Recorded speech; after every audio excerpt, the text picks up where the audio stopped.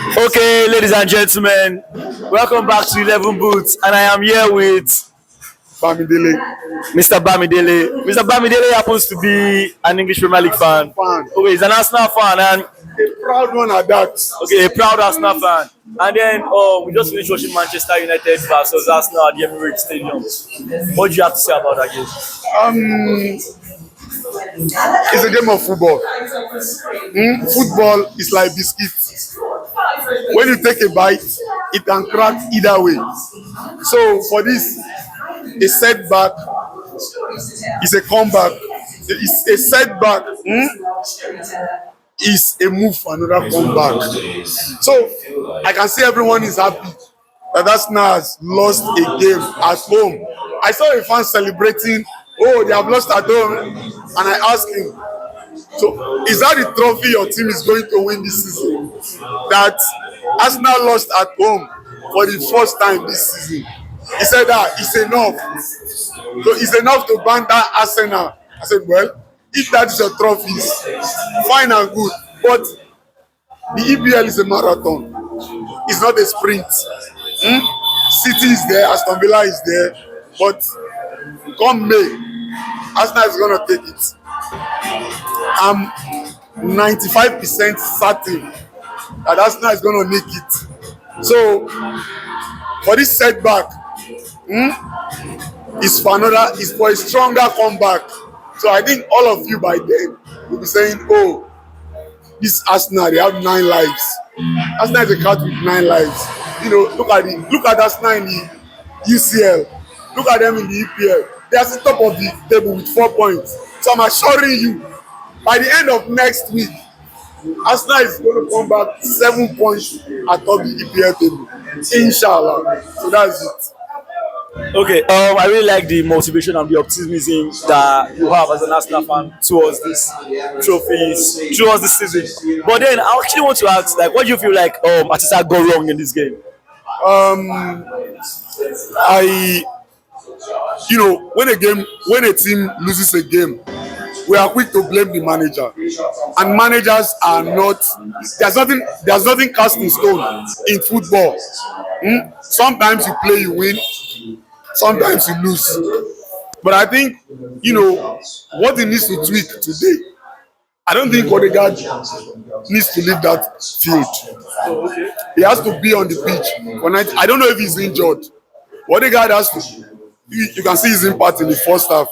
He has to be there. Then I think Eze needs a lot to improve in his game.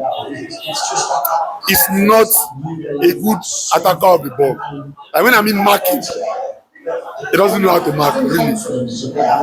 And players like Eze are luxury players. Just give them a free roll. Unlike Odegaard that starts, he starts the press. Odegaard always starts the press. Even from the opponent's half, he will start, the press. But Eze, okay, look at the Aston Villa game. The goal that Matthew Cash got, the first goal in the first leg against Aston Villa. Eze left Matthew Cash in a whole acre of space. A defender had to run down to run. So there's a lot Eze needs to improve in his game. As for today, I don't like blaming managers. I'm not that kind, because I understand that you cannot always get it right. If all managers always get it right, then they will not be losing games. And you never can tell, why he made the changes, Odegaard and everything. But I think Saka should have been subbed earlier on. I don't know what happened to Martinelli. Trossard should have led the field. Because, I think he was man-marked. When he has the ball, 3-4 men on him. When Saka has the ball, 2 to 3 men on him. So just like that, I think that's what their game plan. Man, they got their game plan right. And Zubimendi I think he was too confident for that goal. I'm a fan of playing from the back, because it reduces, the chances of losing the ball. But today, like every other day, it must not always be a win. if you look at all the big teams, they have lost games at home this season. The reason why Arsenal's loss at home is like, oh, the sky is falling. Because man, they are the only team that have not lost at home. And their record, perfect record in the UCL. Then the EPL, they have lost fewer games. You understand? So I think all eyes should be on Arteta right now. And yeah, and the players, I think, they go back, sit down, and look at themselves and say, okay, what went wrong? So that when they are coming back next time, they're like, okay, kill off a game in the first half. You don't need to give other teams, you don't need to give them ideas. You understand?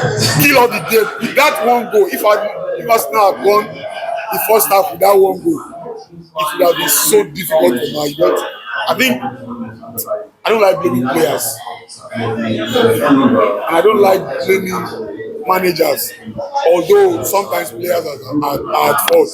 There was a day Suleiman got a 9 rating. I don't think Suleiman can have a bad day at the office more than this. So it's so good. It's very good, but mistakes happen. So that's football for you. So okay. Speaking about space, you said something about Eze marking. Not give now. Speaking about that, I saw the goal that Matheus Cunha scored immediately after you guys equalized. It was afforded a lot of space. Zubimendi was out of the game. That would have been the person to mark him at that particular position. Now I'm still going back to the question. I'm trying to be rotating around the questions I'm asking you because it is still the problem now. Do you think Arteta was right for taking Zubimendi out for Merino? I don't think he should have taken out Zubimendi. Yeah, I said it when we were watching the game. See, once you take out the player, a top class player, and the midfield, Zubimendi is a tank. That's why I don't want to blame him. He has had very good game. In fact, any magic plays, even the one that has not lost. I think Zubimendi is always, he never falls below 7-8 in ratings. So for today, I think shit happens. You understand? So about taking out Zubimendi, we cannot know better than the manager. Because I think, but for him to have removed Zubimendi, I think that must have played a lot on his confidence. Because he's playing, I think this is his second game against Manchester United. It will tell a lot on his confidence, but I think he's a top class player. Even the Lampard, the Gerrard of this world, the Xavi, Kaka played, Ricardo Kaka, he played Arsenal at the Emirates. That was 2007, thereabout. It was 68 minutes, 78 minutes, or 72 minutes that Ricardo Kaka, of all players, had to be subbed because he had no impact against the likes of Adebayo, Kleb, and the rest of those guys. So, did any one of us believe that, okay, Kaka of all players at the San Siro will have a bad day? So it happens. So players, they usually have a bad day at the office. Sometimes your best player can switch off in a game, so it happens. So I like the analogy and the reference to Ricardo Kaka, former Ballon d'Or winner, and it's one of my favorites. That's why I make reference. Even as an Arsenal fan, I love him so much. Yeah, he was a fantastic player, no doubt about that. So what else do you have to say about Arsenal season as a whole, to just put it as a wrap? Well, if it is for the EPL, we die here. If I'm assuring you, inshallah, on May, I think, which team are we playing closer to when they hand over the trophy to us? I'm exuding this confidence not because, I'm arrogant about Arsenal.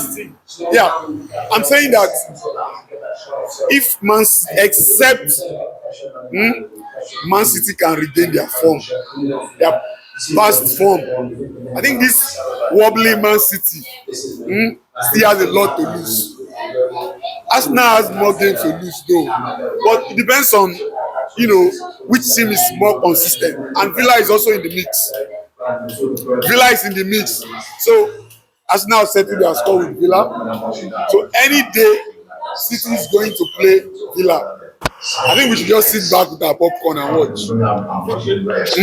Sit back, okay. Either City wins or Villa wins, but I know Villa is gonna put them through a whole lot of stress, even at the Etihad. So by next week though, I think Arsenal is going back 7 points up at top of the log by the end of next week.